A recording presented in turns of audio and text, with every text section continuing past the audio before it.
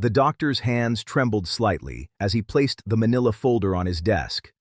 I watched those hands, wondering if this was his first time delivering news like this, or if after decades of practice, some conversations never got easier.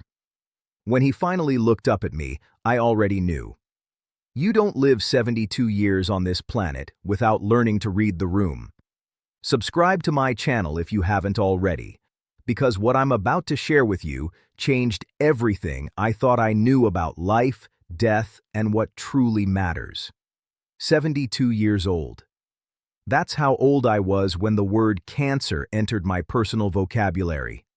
Not as something that happened to other people, not as a ribbon color or a charity run, but as something living inside my own body. Stage 3 colon cancer, to be precise. The kind that makes oncologists choose their words very carefully, and family members suddenly become very interested in spending time with you. I remember walking out of that office into the bright afternoon sun, and the world looked exactly the same. Cars honked in traffic. A young mother pushed a stroller past me, talking on her phone. Someone was selling hot dogs from a cart on the corner, and the smell of onions and relish hung in the air. Nothing had changed, except everything had changed. My wife Margaret was waiting in the car. 48 years of marriage means you don't need many words. She saw my face and knew. She reached for my hand, and we sat there in the hospital parking lot for what felt like hours, but was probably only 15 minutes. Neither of us cried.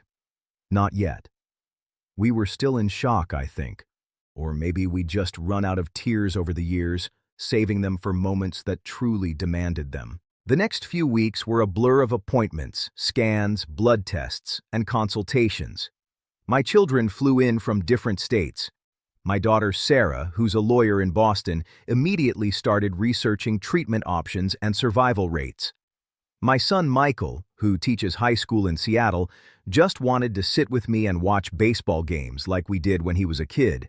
My youngest, Emma, who's an artist in New York, brought her sketchbook and drew pictures of our family while we talked about everything and nothing. The oncologist laid out my options with the detached professionalism of someone who has this conversation multiple times a week. Chemotherapy, radiation, surgery. A combination of all three. Clinical trials, experimental treatments. Each option came with its own set of statistics, side effects, and uncertainties. Survival rates, quality of life assessments, best-case scenarios, and worst-case realities. I listened to it all, nodding in the right places, asking questions that seemed important at the time. But my mind kept wandering to a conversation I'd had with my father before he died 20 years ago. He'd fought lung cancer for 3 brutal years, enduring treatment after treatment, each one stealing a little more of the man he used to be. Toward the end, when it was just the two of us in his hospital room, he'd squeezed my hand and said something I never forgot. He said he wished he'd spent less time fighting to stay alive and more time actually living. At the time, I didn't really understand what he meant. Now, at 72, with my own cancer diagnosis, his words echoed in my mind with crystal clarity. Margaret and I talked late into the nights. We'd been together since we were young and stupid, building a life one day at a time. We'd raised 3 kids, buried our parents, survived job losses and money troubles, celebrated grandchildren and anniversaries. We'd done the work of living, and we'd done it together. The kids wanted me to fight. Of course they did. They wanted every possible treatment, every available option, every extra day they could get with their dad. And I loved them for it. But I also knew something they didn't know yet, something you only learn by living long enough. Sometimes fighting isn't the answer. Sometimes the bravest thing you can do is choose how you want to spend the time you have left. I made my decision on a Tuesday morning in early spring. Margaret and I were having coffee on our back porch, watching the birds fight over the feeder we'd hung last summer. The azaleas were blooming, painting our yard in shades of pink and purple. Everything felt achingly beautiful and temporary. I told Margaret I wasn't going to do the aggressive treatments. I would do what I could to manage pain and symptoms, but I wasn't going to spend whatever time I had left sick from chemotherapy, weak from radiation, or recovering from surgeries that might buy me a few extra months of diminished living. Instead, I was going to live. Really live. For however long I had. She cried then. We both did. But she understood. After nearly 5 decades together, she knew me well enough to know that this wasn't giving up. This was choosing. The hardest part was telling the kids. Sarah argued with me for hours, presenting research and statistics, begging me to reconsider. Michael went quiet, retreating into himself the way he always did when emotions got too big. Emma just held my hand and asked what I wanted to do with my time. What did I want to do with my time? That was the question, wasn't it? For 72 years, I'd been so busy living that I'm not sure I'd ever really asked myself what I wanted. I'd done what was expected, worked a good job, provided for my family, been a decent husband and father, paid my taxes, mowed my lawn, shown up. But what did I actually want? I wanted to travel. Margaret and I had always talked about seeing the national parks, but there was always a reason to wait. Money was tight. The kids needed us. Work was busy. There would be time later. Except now, later was here, and I was running out of time. I wanted to write letters to my grandchildren. Not emails or texts, but real letters they could keep and read when they were older. Letters about who I was, what I believed, what I'd learned. Letters about mistakes I'd made and lessons I'd figured out too late. Letters about love and loss and the beautiful, terrible business of being human. I wanted to forgive people I'd held grudges against for no good reason. Life is too short for old resentments, and death makes them seem even more pointless. I wanted to tell people I loved them. Not just my family, but friends, neighbors, people who'd mattered to me over the years. I wanted to say it out loud, clearly, while I still could. So that's what I did. Margaret and I bought an RV. Nothing fancy, just enough to get us around comfortably. We mapped out a route through Montana, Wyoming, Utah, Arizona. Places we'd always wanted to see. Sarah thought we were crazy. Michael worried we'd get stuck somewhere remote. Emma thought it was the most romantic thing she'd ever heard. We left on a Saturday morning in June. Our neighbors came out to wave goodbye, probably thinking they'd never see us again. Maybe they were right. Maybe they were wrong. Either way, we were going.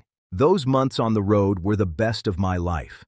We saw sunrises over the Grand Canyon and sunsets in Glacier National Park. We hiked until my legs ached and my lungs burned, and then we hiked some more because I could still move and breathe and feel the earth under my feet. We ate dinner in small-town diners and talked to strangers who became friends for an evening. We slept under more stars than I knew existed and woke up to coffee and the sound of Margaret humming while she cooked breakfast. I wrote those letters to my grandchildren. Sitting at a picnic table in Yellowstone or on a bench overlooking the painted desert, I filled pages with everything I wanted them to know. I told them about their grandmother and how she was the best decision I ever made. I told them about their parents as children, the funny stories and the hard moments. I told them what I wished I'd known at their age and what I hoped they'd figure out sooner than I did. I called old friends I hadn't spoken to in years. Some conversations were awkward at first, but most settled into the easy rhythm of shared history. I apologized to people I'd wronged. Most of them had forgotten whatever I was apologizing for, which taught me something about the weight we carry unnecessarily. I told people I loved them.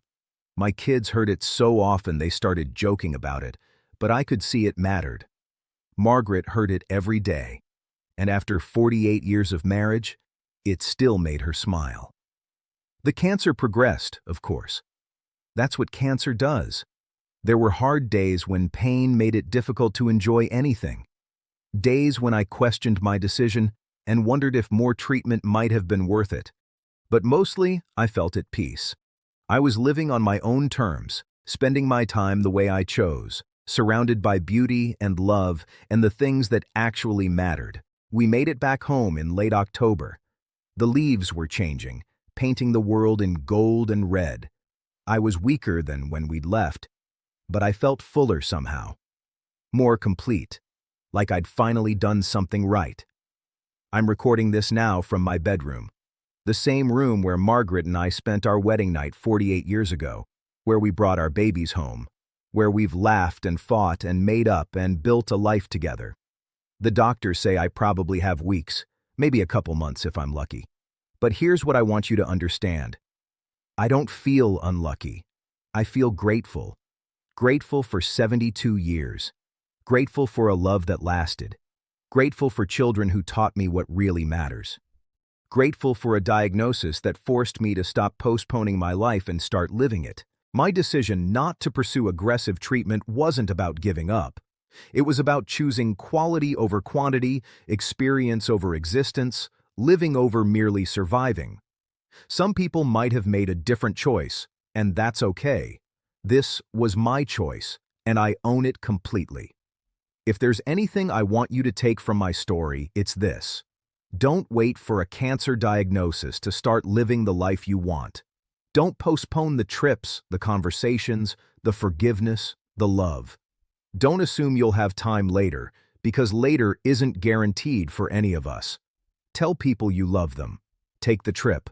Write the letters. Make peace with your regrets. Choose what matters, and let go of what doesn't. Life is shorter than we think and longer than we fear, and the only way through it is with intention and presence, and the courage to choose your own path. I got cancer at 72, and then I made a decision that gave me the best months of my life. Not the longest life possible, but the most authentic one. And in the end, isn't that what we're all searching for? Not more time, but better time. Not more days, but days that matter. Thank you for listening to my story. If it resonated with you, please subscribe to this channel and share this video with someone who might need to hear it. Leave a comment below about what you would do if you were in my position, or what you're going to stop postponing starting today. Let's start a conversation about what really matters. And remember, every single day you wake up is a gift. Don't waste it fighting the wrong battles or postponing the right ones. Really live, while you still can. Subscribe and I'll see you in the next one, or maybe I won't. But either way, make it count.